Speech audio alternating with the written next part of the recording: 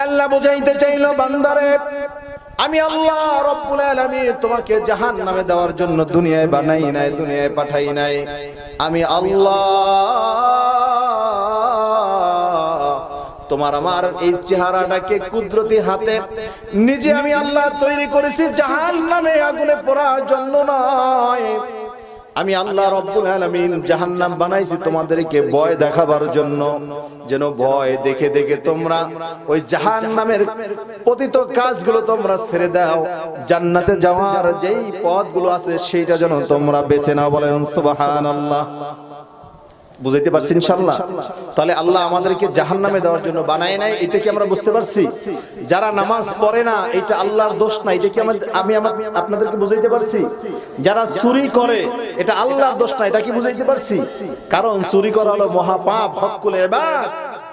আল্লাহ সব গুনাহ মাফ করবে, ভালো